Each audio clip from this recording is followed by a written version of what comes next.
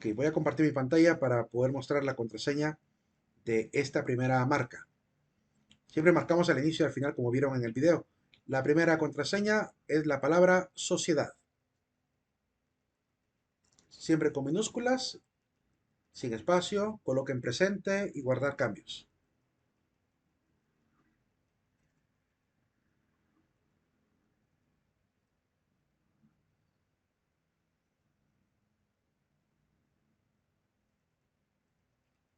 Vamos a ver. Tenemos 40 estudiantes ahorita.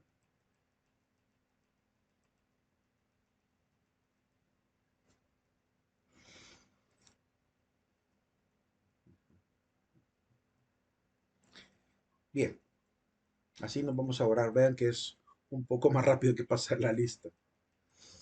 Realmente. Nos habíamos quedado viendo las características del método científico. Estamos viendo la dinámica de que puede ser inductivo y deductivo. Por ahí nos quedamos. Faltan algunas características para continuar. 10 segunditos más y pasamos a ello. Luis, ¿por qué me sale que la contraseña está incorrecta? A mí Vigila que, también le... vigila que no tenga, ¿cómo se llama? Ni mayúscula ni minúscula. Digo, que no tenga mayúsculas y que no tenga espacio tampoco al final. Pero debe estar correcta porque si me aparece en color verde significa que alguien ya la puso y le funcionó.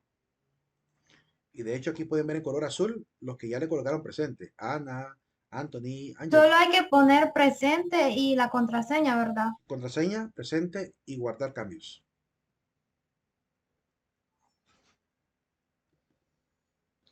Bien, voy a compartir ahora la diapositiva para continuar. ¿Y la contraseña dónde la podemos encontrar?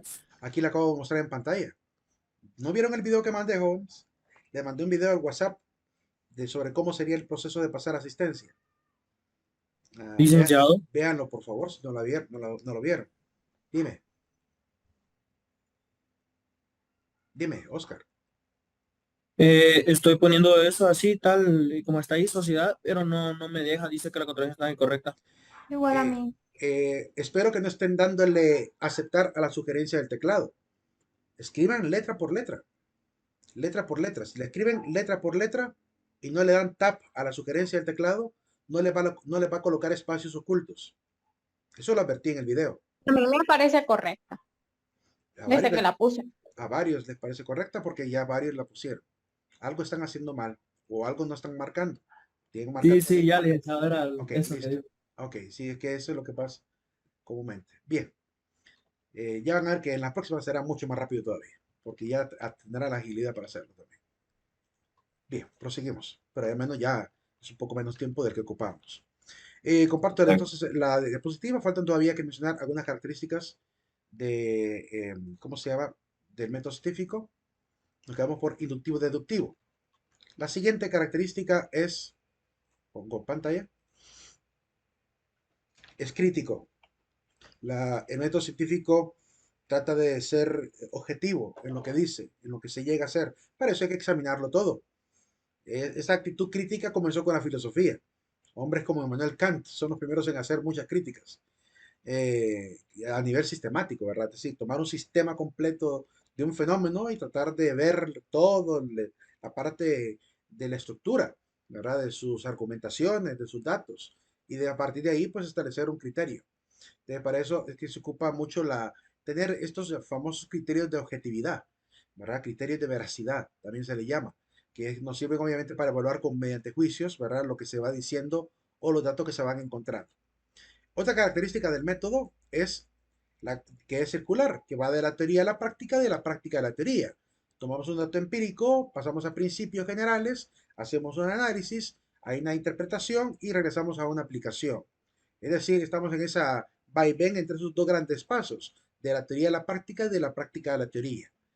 Eh, es así, ¿verdad? Se va construyendo. Incluso en la clase de métodos y técnicas de investigación, cuando se mira el tema de metodología investigativa mediante método cualitativo, se dice claramente que el proceso, por ejemplo, de teorizar y el proceso de volver a investigar se va repitiendo casi en todos los pasos del método.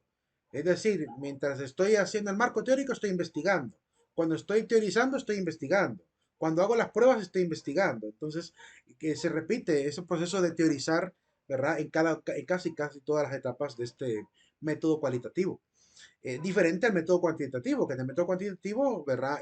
Solo se teoriza una vez. Después de obtención de datos, vamos al análisis y después teorizar, ¿verdad? No se puede teorizar antes de los datos, porque es más riguroso entonces el método cuantitativo.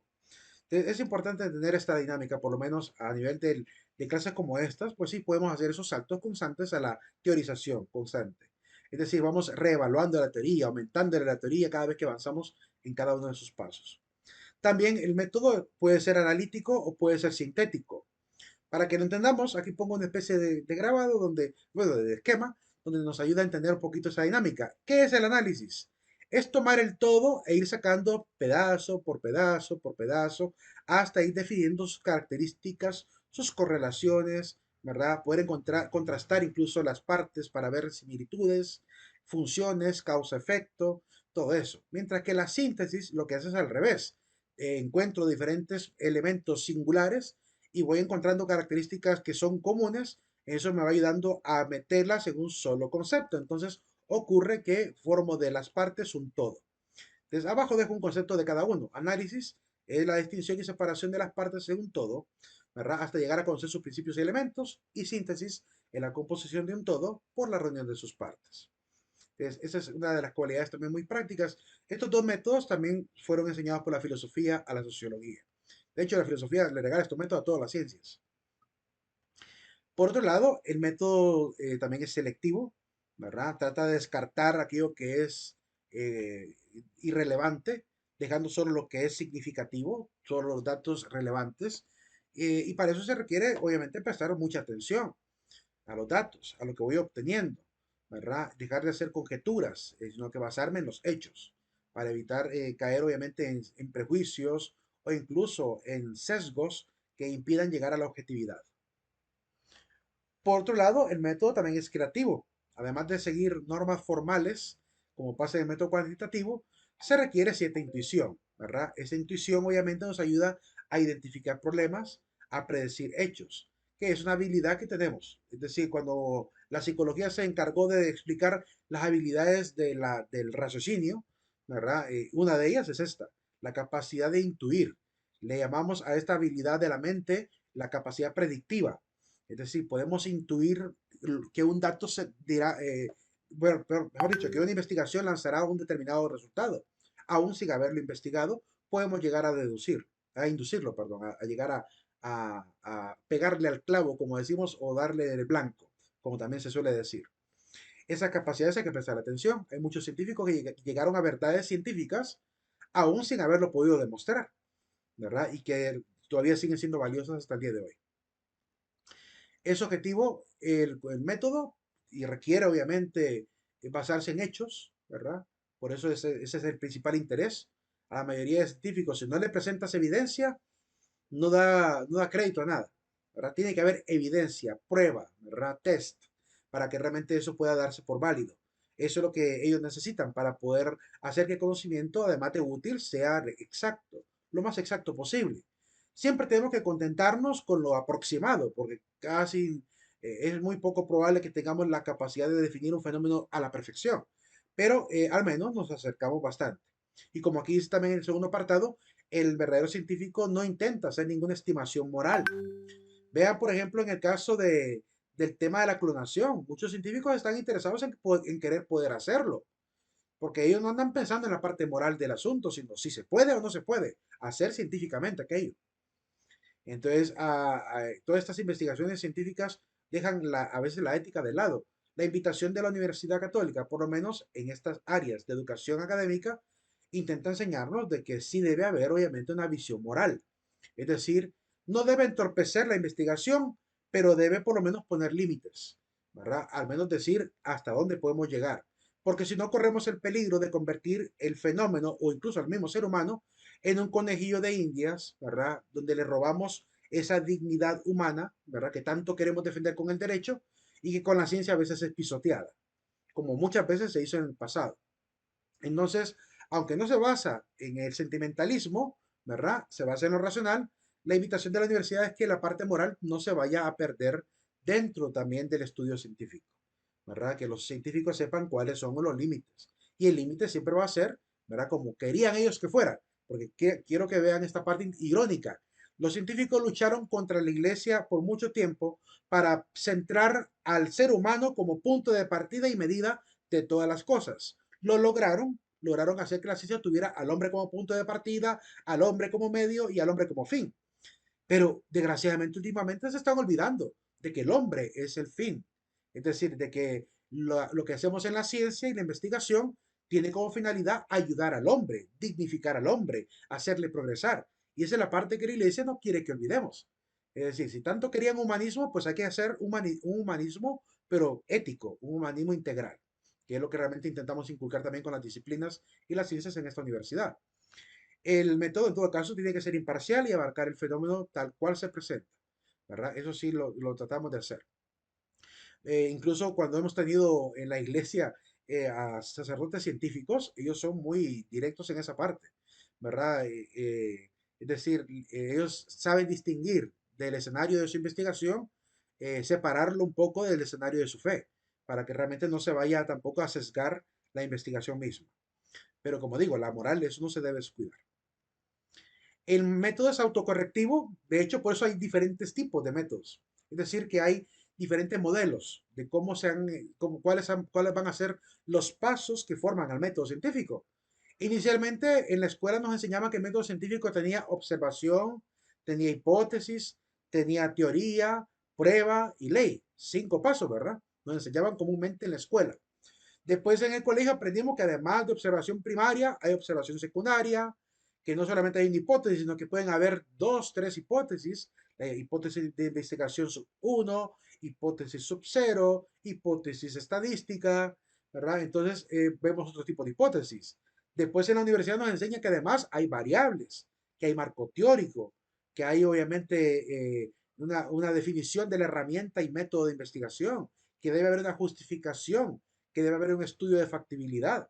Entonces, claramente el método va aumentando, ¿verdad? Sus pasos. Por lo cual se ha ido corrigiendo a sí mismo y perfeccionando a sí mismo. Todavía no podemos decir que tenemos el método más efectivo de todos. No nos podemos atrever a decir eso. Creo que ningún científico atrevería a decir que ya tenemos el método más exacto, ¿verdad? Sino que siempre tenemos ciertas limitantes. Pero claramente está esa flexibilidad de ir generando con las mismas teorías y avances científicos, mejorando y rectificando, ¿verdad? El mismo método. No solamente mejoramos el contenido que consigue el método, sino el método mismo. Se van perfeccionando también. Es táctico. Usa métodos, reglas, estrategias y fórmulas para indagar la realidad. A veces las reglas solo son de tipo matemática, a veces son de tipo lógico, ¿verdad? Rara vez son de tipo moral. Normalmente solamente en ciencias de tipo moral, como la filosofía o la ética, que se ocupa dentro de la ciencia, también normas morales. Pero la mayoría de las disciplinas son más bien formales, ¿verdad? En ese sentido, o lógicas.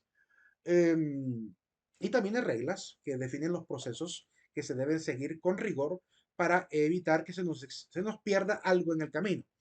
Y así también evitar perder tiempo, que es lo que tratamos también de hacer. Que el método sea lo más eficaz, lo más efectivo, evidentemente, y lo más eficiente. Que nos evite también hacer mal gasto de recursos en la investigación. Que podamos hacerlo de manera más clara, efectiva y llegar al dato que tanto queremos encontrar, sin tener que perder obviamente tiempo y esfuerzo. Es trascendental. Yo creo que la mayoría de los científicos lo que esperan en la historia de la ciencia es generar un cambio social, generar un cambio histórico, que su nombre pase a la historia, si es posible hasta ganar el premio Nobel en alguna de las áreas. Creo que los científicos más de laboratorio andan pensando en eso, andan soñando con algo así. El resto de los científicos, ¿verdad? Lo único que a veces ansían es, obviamente, ayudar a la humanidad, con lo que hacemos en las diferentes disciplinas.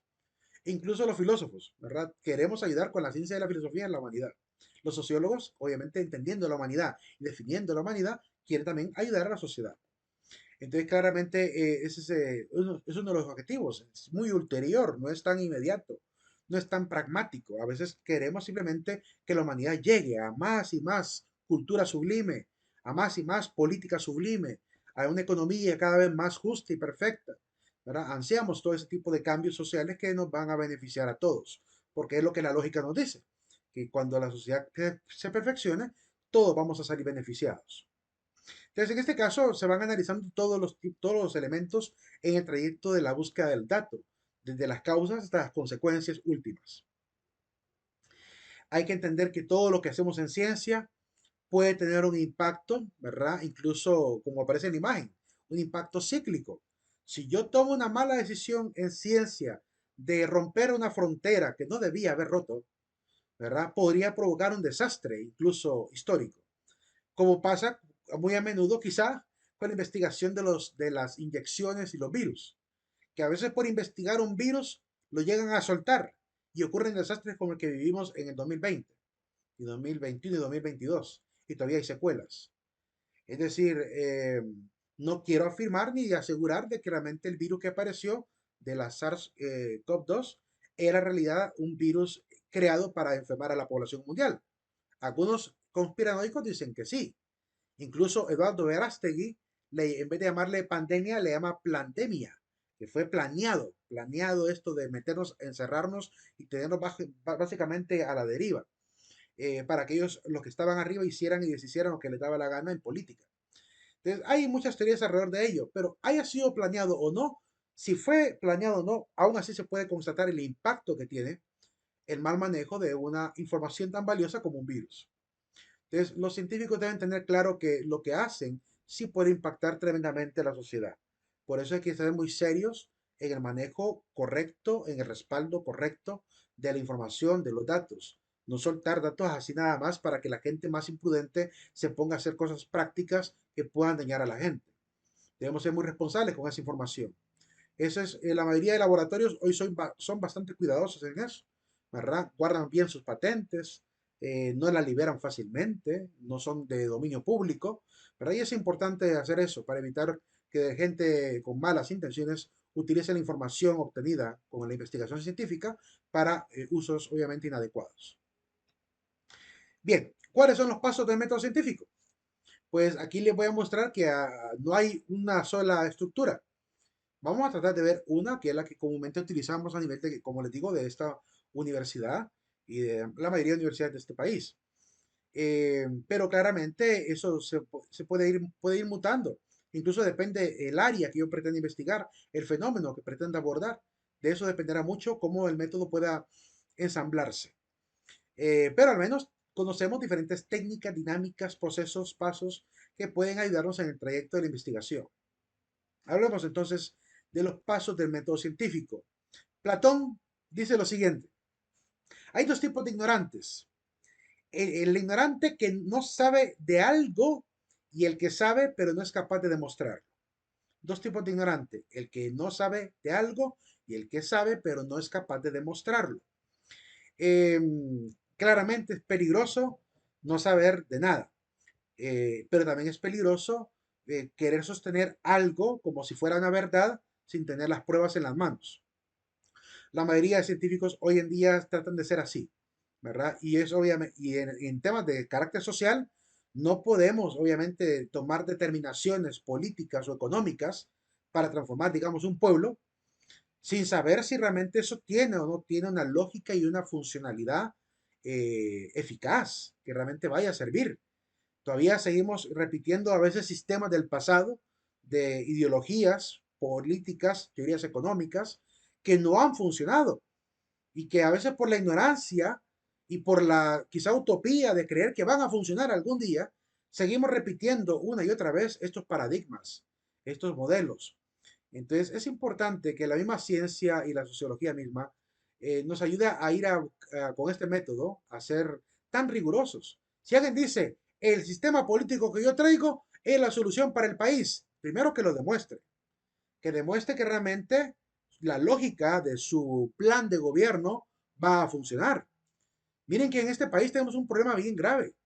En este país pretendemos hacer cambios políticos y sistemas políticos e irnos a elecciones con partidos políticos que ni siquiera se toman la molestia de presentar su plan de gobierno. Y aún así los elegimos para que cambien la historia del país. Gente que ya ni siquiera se digna en redactar su documento. Yo recuerdo en los años 80 y 90 cómo los partidos andaban una libretita, regalando la libretita con el plan de gobierno, ¿verdad? De los ejes transversales, de los planes que van a tener en cada una de las áreas de ministerios, lo tenían libretitas así, ¿verdad? Yo vi varios, nacionales y liberales en aquel momento. Y hoy en día ya ni siquiera eso. Ya ni siquiera quieren debatir públicamente para exponer su política, ¿verdad? Ahí tienen a don Juan Orlando que se le invitó a debatir públicamente cuando salió una rala de contendiente y no quiso debatir. No quiso debatir cuando Narrala salió de candidato en la alianza anterior, año 2016.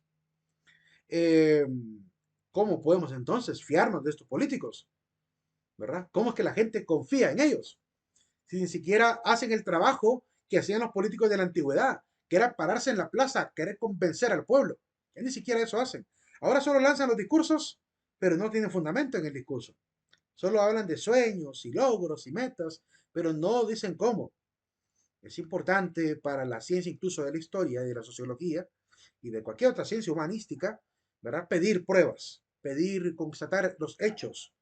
Que me diga a mí, es que va a funcionar con el socialismo. Pues demuéstreme que el socialismo se ha puesto en práctica en otro país y funcionó. Primero. Ah, que va a funcionar con el capitalismo salvaje. Primero demuéstreme que en otro país funcionó el capitalismo salvaje. Entonces, claramente, hay algunas teorías económicas y políticas y culturales incluso que se pretenden instaurar en los países sin ninguna prueba de que realmente funciona. Y como hombres de ciencia que tenemos que ser los académicos, no podemos fiarnos de un político que ni siquiera sabe cómo va a hacer las cosas. En sociología entendemos esto y el mismo método nos ayuda a entender esta parte. Hay que entender algunos conceptos importantes. El concepto de inferencia significa, obviamente, investigar, obtener conclusiones a partir de datos conocidos. Inferir es inquirir. Inferir es investigar con el intelecto. Es un trabajo, obviamente, donde intento descubrir con las leyes de la lógica si lo que voy estableciendo como contenido tiene coherencia o no. De toda inferencia, pues se desprende una conclusión. Al inferir, obtengo un resultado que viene dado lógicamente por las pruebas anteriores. Eso es lo que comúnmente en sociología pedimos a los políticos. Ellos dicen, Honduras va a funcionar con este plan de gobierno. ¿Ok? La gente más, diríamos, inquisitorial, investigadora, pregunta al político, ok, usted me dice que va a funcionar con tal modelo económico. Dígame cómo lo va a implementar. ¿Verdad? Yo necesito ver cuáles van a ser los hechos lógicos que usted va a hacer para que esto funcione en un país. Entonces, vean cómo el método científico aplicado a la sociología se puede perfectamente utilizar para hacer crítica, incluso social, para exigir esas pruebas, esa lógica de los gobernantes. Yo espero que los que participen de activistas políticos en los partidos políticos le pregunten a los candidatos que están apoyando cómo van a lograr lo que van a lograr. Porque sería muy insensato ser un activista de un político que nunca ha dicho cómo lo va a hacer. Empujar a alguien al poder que no explica cómo va a lograr el cambio, ¿verdad? Me parece un grado de insensatez muy grande. Entonces, es importante ir viendo esa parte también crítica y política sobre las circunstancias que nos toca que vivir. La ciencia, pues obviamente abarca diferentes aristas. La teoría misma forma parte de ella, en las cuales obtenemos hipótesis, planteamos hipótesis, donde intentamos encontrar si la hipótesis es verificable o no, si es verdadera o no. Ya más adelante hablaremos un poquito de los tipos de hipótesis. Hay principios de fundamentación, es decir, hay algunos hallazgos anteriores en los cuales yo me puedo sustentar. Por eso es importante hacer esa revisión literaria, ¿verdad? Investigativa, de fuentes anteriores, de instituciones y autoridades anteriores, en los campos donde yo pretendo abordar un tema o problema, para ver qué han investigado ellos. A esto más adelante se le va a terminar llamando el marco teórico. También participan en la teoría las leyes científicas, que obviamente nos ayudan a poder ir haciendo el avance de manera coherente. Una vez que se establece una ley en la ciencia, pues sirve de guía para los avances que se desprendan del mismo. Además de la ciencia, tenemos la investigación, que trata los hechos y analiza sistemáticamente cada hecho. Los grafica, los tabula, los presenta de manera orgánica, ¿verdad? Presentan sus correlaciones, sus propiedades, ¿verdad? Y la secuencia lógica entre ellos mismos. El trabajo del investigador en este caso es encontrar la coherencia de todos estos datos que se recaban. Cuando hagan ustedes la encuesta del tercer parcial, la tarea después de tabular la encuesta es intentar indagar qué relación hay entre cada una de las respuestas. No solamente escribir la tabla y el gráfico de una pregunta y explicar esa tabla y ese gráfico a partir de la pregunta, sino también ver cómo esa pregunta se relaciona con la siguiente y la siguiente y la siguiente hasta finalizar la encuesta. ¿Qué relación hay entre estas preguntas? ¿Verdad? ¿Qué lógica se le puede sacar a esto? Porque eso es lo que se va a convertir más adelante en la teoría. También en la ciencia consta de métodos, que son diferentes modelos, que son diferentes procedimientos, que nos ayudan obviamente a tener un rigor, ¿verdad? Un protocolo para evitar, obviamente, como les digo, perder tiempo, esfuerzo, dedicación y recursos. Para los procedimientos se deben formular, ¿verdad? Diferentes procedimientos para cada tipo de problema que ayuden a anticipar incluso soluciones, que ayuden a verificar y contrastar la realidad. Prosiguiendo. El método científico, en este caso, pues lo que comúnmente se nos enseña es que es el único método universalmente reconocido por la comunidad científica como medio para obtener información científica. Entonces es importante entender que no hay otra forma de llamarle. No hay, creo que no existe otra palabra para que sea sinónimo de método científico, ¿verdad? Porque como es una palabra, es una frase compuesta prácticamente de dos palabras, método, la palabra método viene de meta, que significa más allá, y odos, que significa camino. Entonces, el método es aquel camino que yo utilizo para llegar a un conocimiento. ¿Qué tipo de conocimiento? Científico, que ya hemos definido ciencia, ¿verdad? Como un conocimiento sistematizado de la realidad. En estos procedimientos, obviamente, deriva mucho la práctica, la experiencia de muchas generaciones. Muchos hombres han aportado para darle forma a este método científico. Y dentro del método científico, pues se aplica las ciencias formales, la matemática, el álgebra, la aritmética, la lógica, la estadística, ¿verdad? Como parte de las disciplinas que obviamente colaboran en la elaboración de este contenido. Ahí está la etimología de meta y odos. Meta hacia, ¿verdad? Lo que está más allá, a lo largo, y odos es el camino para ir hacia allá, ¿verdad? Hacia lo que está más allá. En este sentido, pues entendamos que el método científico es el único medio que tenemos en la academia para poder investigar. Y es importante empaparse de ello. Los que vayan a llevar la clase de métodos y técnicas de investigación cuando les toque, pues hay diferentes libros muy buenos en internet. Creo que el que más se utiliza aquí en el campus es el de Sampieri, ¿verdad? Que son varios autores, pero el primer apellido que aparece es Sampieri. Se llama Método de Investigación. Es un excelente libro. Yo les podría recomendar otro libro que ayudaría a entender cómo es el método científico contemporáneo, que es el libro de un mexicano, doctor, experto en investigación, que se llama Aristides Vara, y el libro se llama Siete Pasos para una tesis exitosa, que también tiene un rigor metodológico, ¿verdad? Está hecho para niveles de maestría y doctorado. Obviamente, cualquiera de pregrado también lo puede llegar a utilizar en una clase cualquiera. Explica prácticamente desde cero hasta lo más elevado en la investigación y incluso en cómo presentar esa información dentro de un informe. Así que esos dos libritos de método de investigación y siete pasos para tesis exitosa pueden ser muy útiles cuando les toque hacer tareas de investigación en una clase más rigurosa que esta incluso. Y la palabra ciencia que es conocimiento en este caso, ¿verdad? Que ya habíamos definido anteriormente. Algunos precursores del método científico que hay que señalar. Permítame un segundito. Algunos precursores. Hay filósofos, hay científicos, hay matemáticos y sociólogos que han colaborado con sus avances, sus teorías, en regalar uno o dos pasos o perfeccionar un paso o agregar algún procedimiento dentro de uno de los pasos que han ido obviamente sumando y sumando hasta forjar el método científico. ¿Quiénes son ellos? Los que podemos enumerar, pueden haber mucho más, pero los que podemos enumerar son los siguientes. Sócrates, primero. ¿Por qué Sócrates? Porque una de las características que hemos mencionado de la ciencia es que es objetiva. Y Sócrates fue uno de los filósofos que más interesó en distinguir el conocimiento subjetivo, o llamado también opinión, del conocimiento objetivo, que es la conclusión lógica que resulta de la comparación y relación de las diversas opiniones particulares o subjetivas. Es decir, él es uno de los que luchó contra el relativismo científico, ¿verdad? Y propuso que el camino de la ciencia es encontrar la verdad, por lo cual es claro que es un precursor del método de la ciencia.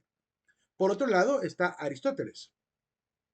Aristóteles también, con las leyes de la lógica que él va a establecer, ayuda al método científico. Mucha de la ciencia inicial que se hizo en la Edad Media partió a la luz de estas leyes de la lógica que él enseñaba.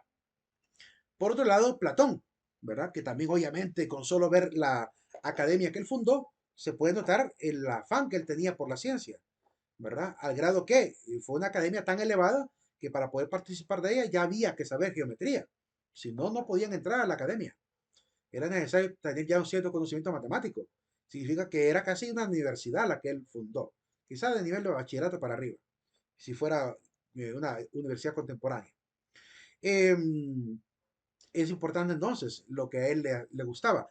Lo que trae él de novedad al método científico es la experimentación. En la academia se dice que él tenía muchos aparatos para que los jóvenes interactuaran y de manera empírica, ¿verdad? Intentaran utilizar reglas, astrolabios, me imagino que tenía, para observar la parte astronómica y seguramente muchos, ¿cómo se llama?, elementos de medición. Entonces, así es como él hacía ciencia, haciendo que el joven experimentara. Así que la experimentación, que es uno de los tantos pasos del método, también es parte de lo que él va a alegar. Roger Bacon, ¿verdad? Uno de los principales investigadores de la astronomía medieval, ¿verdad? Claramente en sus avances astronómicos, su rigor metodológico, ¿verdad? Para la investigación es parte de lo que regala también al método. Immanuel Kant, la actitud crítica que él trae, ¿verdad? Las obras de él llamadas críticas traen esta característica. De hecho, comenzó con un movimiento filosófico que se le llamaría criticismo, ¿verdad? Que es lo que hoy en día hacemos en todos los métodos de la ciencia, que es criticar los fenómenos, ¿verdad? La crítica consiste en buscar pruebas, consiste en exigir evidencias. Eso es criticar, exigir evidencias a un dato.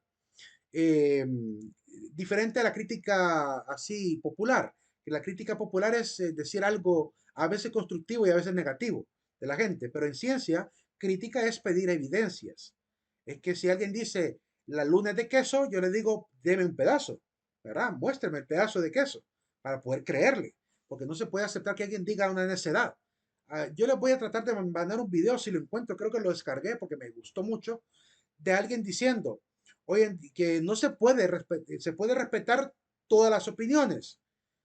No, perdón, se puede aceptar que todo el mundo pueda opinar, pero no se puede exigir respeto por todas las opiniones. ¿Por qué? Porque hay opiniones que son tremendas necedades. Hay opiniones muy equivocadas. Y no se puede venir a decir que una opinión equivocada merece respeto. O sea, ¿tiene derecho a opinar? Sí, pero que no me pida ni me exija que le respete su error.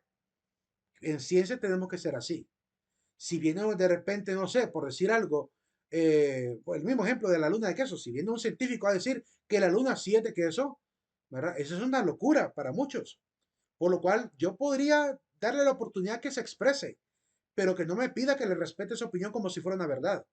Entonces, hemos llegado a un punto en la historia, en esta cultura contemporánea, en la cual la gente confunde el respeto de la opinión verdadera con el respeto al emitir la opinión. Yo puedo permitir que todo el mundo opine, pero claramente puedo refutar y puedo olvidar y puedo ignorar aquellas que son una tremenda locura, ¿verdad? No se puede mantener la necedad como si fuera verdad, porque si no caemos en un relativismo muy difícil de salir de ahí. Entonces, eso es lo que trae el pensamiento de Immanuel Kant, ¿verdad? El escuchar todo tipo de crítica, pero que sea una crítica lógica, que tenga datos, que tenga hechos constatables. Por otro lado está Friedrich Hegel. Hegel nos regala lo que llamamos la síntesis y la antítesis y la tesis. Él habla de tres movimientos dos movimientos para adquirir un tercero. Que yo, digamos, encuentro un fenómeno, digo yo, vaya, por ejemplo, encuentro, ¿cómo hacen hoy en día los de pensamiento de izquierda? Ven a la familia como tesis, la familia, diríamos, tradicional, como una tesis. Vienen los de pensamiento de izquierda y dicen, pero es que familia no siempre es de papá y de mamá. A veces hay familias de tíos con sobrinos. A veces hay familias de abuelos con hijos, con nietos. Entonces, tenemos que extender el abanico de lo que llamaríamos familia y no seguir creyendo que la familia es solamente papá, mamá e hijos. Para, obviamente, darle el respeto a las otras formas de familia que existen en la sociedad. Y está bien que hayan hecho algo así, para que la gente que no tiene a sus papás no sienta que no tiene familia. Está muy bien esa parte. Entonces, ¿qué hicieron ellos? Lo que hicieron fue tomar la tesis de la familia tradicional, colocarle al frente la antítesis de que hay familias de otro tipo, ¿verdad? Familias de que llamaríamos informales, y este contraste constante entre las dos formas de ver la familia generó una síntesis, que es lo que hoy manejamos en psicología, en sociología, en filosofía e incluso en religión, ¿verdad? Donde hablamos de una familia nuclear y diferentes tipos de formas de familia, ¿verdad? Monoparental, ¿verdad? Con los abuelos, con los tíos, con tutores. Entonces, toda esta circunstancia forma parte también del espectro de lo que llamaríamos familia en temas de sociología. Entonces, Hegel eso es lo que hizo, presentarnos que para poder cambiar una tesis hay que presentar una antítesis y en la lucha de estas dos grandes fuerzas contrarias nace una síntesis que puede ser más beneficiosa para una sociedad. No siempre funciona. Hay que decir que esto que él enseñó no es de rigor que siempre va a funcionar. Porque, por ejemplo, si yo, digamos, tengo la cultura de no consumir drogas y viene alguien y quiere forzar a que se consuma la droga, como antítesis, claramente eso va a provocar un desastre cultural, ¿verdad? Entonces no podemos tomar al pie de letra o como una regla infalible esta enseñanza de Hegel, ¿verdad? Que aunque se utiliza como parte de la ciencia, ¿verdad? De presentar a toda tesis o antítesis, como hacemos al plantear las hipótesis, que planteo la hipótesis de investigación sub 1 y digo tal fenómeno ocurre y le presento la antítesis, la hipótesis nula o sub 0, donde digo tal fenómeno no va a ocurrir. Y de esas dos tesis y antítesis, ¿verdad? Al hacer la investigación obtendré resultados y conclusiones para poder llegar a la síntesis de esa conclusión investigativa. Eh, Como digo, a veces funciona, ¿verdad? En las ciencias casi siempre lo podemos en práctica al hacer este ejercicio de la tesis y la síntesis ligada a la hipótesis. Pero como seguimos hablando de hipótesis, seguimos hablando de conocimiento hipotético, que no es exactamente la verdad, por lo cual puede ser verdad o puede ser que no sea. Es un conocimiento planteado al principio del método de investigación de manera contingente, que puede llegar a cambiar conforme los datos se van presentando. Entonces, de repente la hipótesis de investigación va a ser negada al final o va a ser aprobada al final. Todo depende de lo que yo vaya a recabar.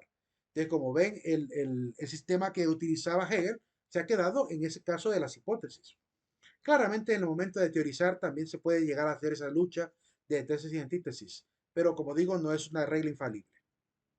Por otro lado, tenemos a John Locke, que lo que trajo para la ciencia es el interés por lo práctico, lo tangible, ¿verdad? Lo que llamamos la empiría, lo que llamamos la experiencia. Es decir, él es el padre del empirismo y por eso se suma también al método.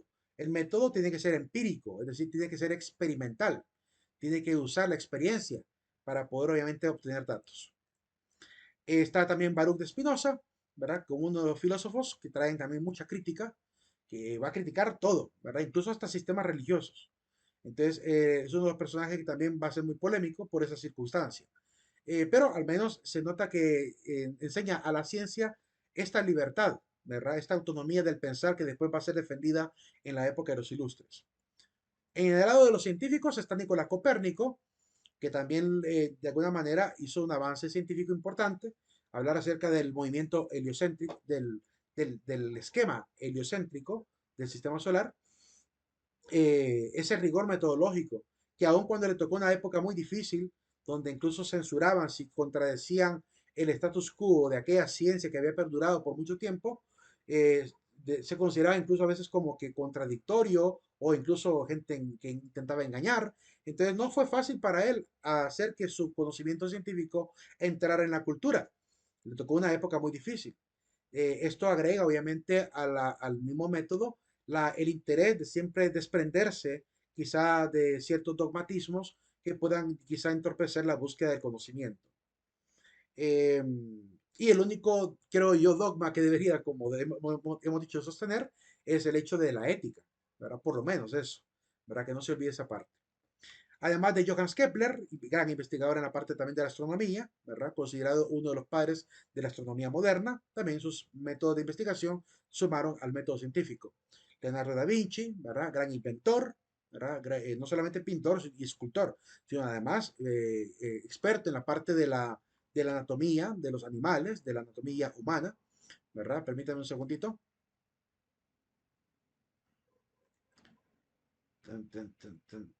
Permítame un segundito.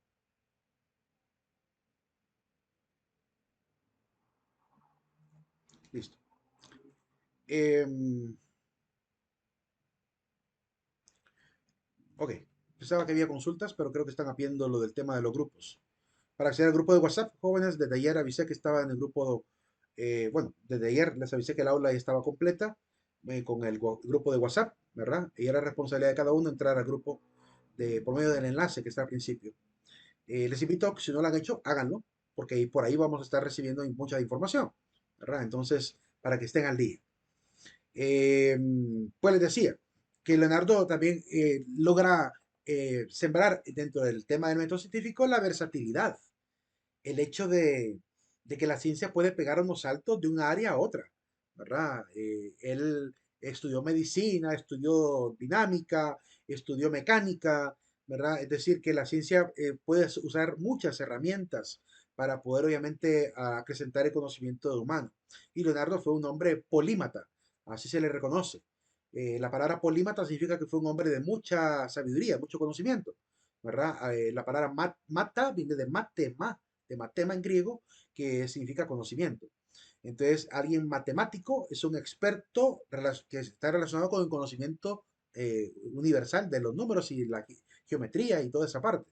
La matemática no significa número, la matemática significa conocimiento o sabiduría en esa área numérica. Entonces, este polímata de Leonardo deja esta enseñanza, por lo menos. Por el lado de Galileo Galilei, otro gran astrónomo, ¿verdad? Que también se enfrentó a una época difícil para hacer ciencia. La iglesia dominaba en ese momento, imposibilitaba a veces ciertos brincos en la ciencia, se ponía en duda, y es que también la iglesia intentaba ser muy prudente.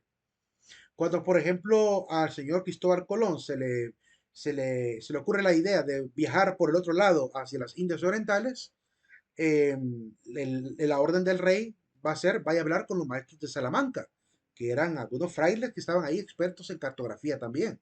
O sea, la iglesia lo que intentaba siempre hacer era que los que tenían novedades en ciencia se enfrentaran académicamente, hasta defender a capa y espada, como tendría que haber sido, sus posiciones académicas.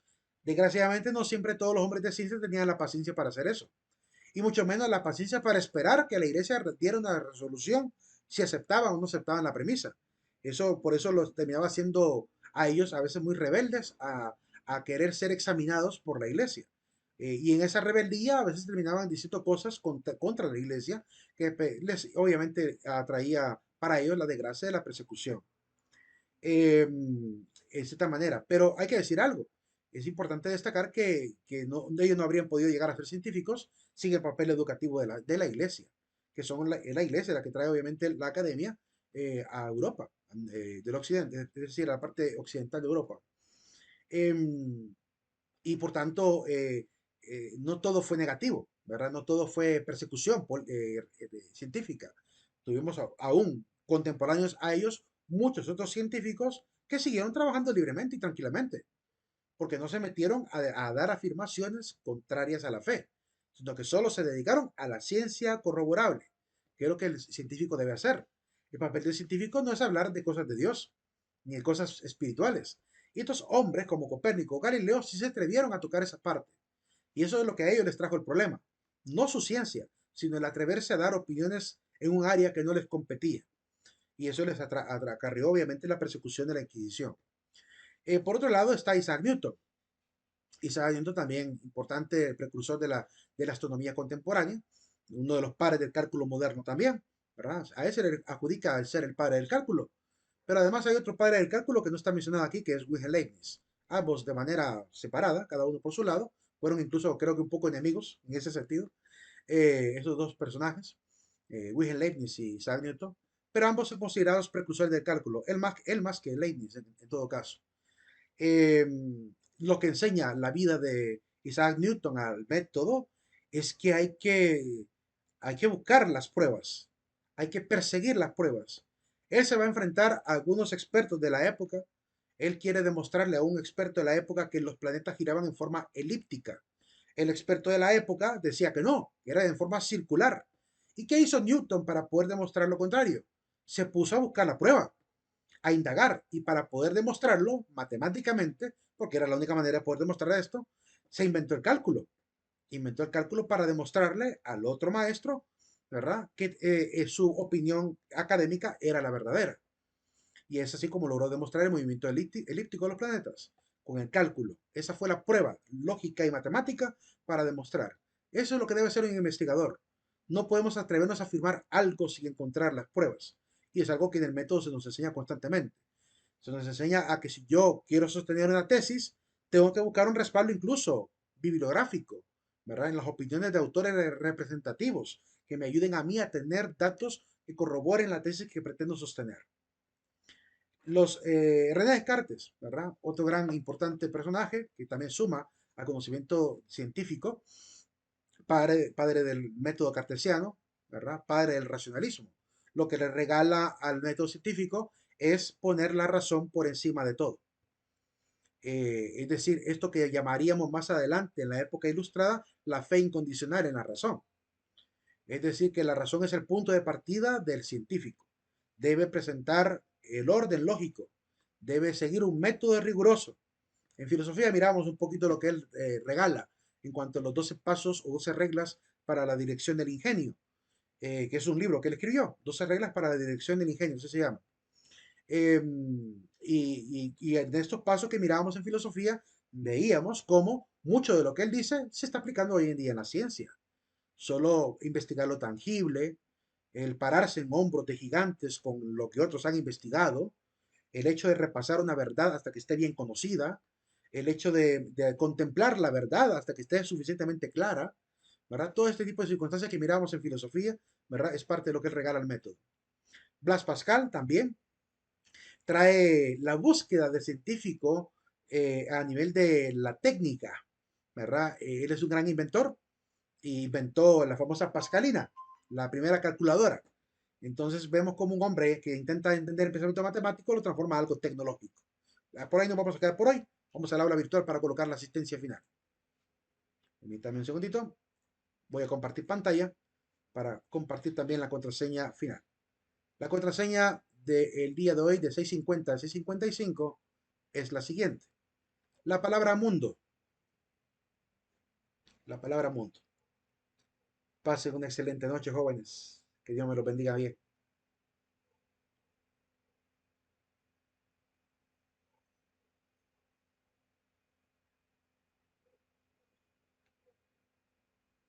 Buen provecho a los que van a ir a cenar. A mí no me aparece para poder ponerlo. Es Ni a mí. porque estamos apenas en el minuto 6:49. Es cierto. Es que no sé por qué sonó antes este reloj. Que sí, le puse un minuto antes. Bueno, ahorita sí, ya actualicen, ya son 6:50. Actualicen para que les aparezca. Es que sonó la alarma en el 6:49. Por eso es que no quedé exacto. Ya lo puse a 6:50. Ahora se actualicen y les va a aparecer.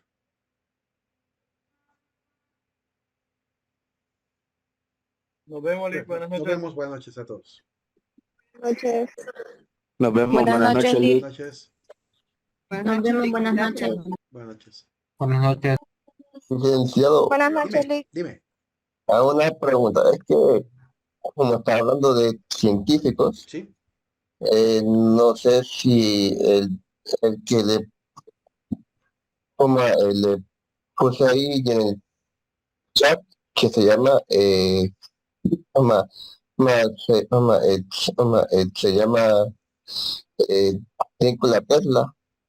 No sé, también sería un científico también, Elba, Nikola me Tesla. imagino. Sí, lo que pasa es que ¿Sí? Nikola Tesla hace avances tecnológicos, pero aportes directamente a mejorar el método científico no se menciona ninguno. Pero sí, Ah, sí fue un ok. gran inventor, eso sí. Sí, lo que yo pues eso, que él era un gran inventor que pasó toda su vida de ahí Sí, como que mejorando el mundo, pues, sí. más o menos así. Casi arriesga la vida incluso por todo lo que Sí, logró exacto, descubrir. Sí. exacto. Sí. Vale, Bueno, un gusto. buenas noches. Buenas noches. Lick, fíjese que estoy intentando poner la asistencia y no me da. Actualiza la página para que te aparezca. Actualiza la página. Coloca en minúsculas, sin espacios, pon el presente y guardar. Lick, yo tengo una pregunta sobre una de las tareas. Dime, Giselle.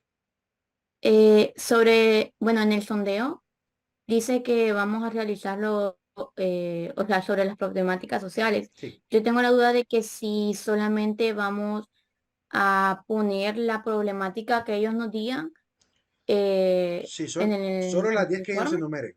Porque es como una encuesta rápida. solamente el nombre. Solamente el nombre del problema que ellos enumeran. El nombre de la persona y los 10 problemas que él enumeró. Ok, gracias. Ok.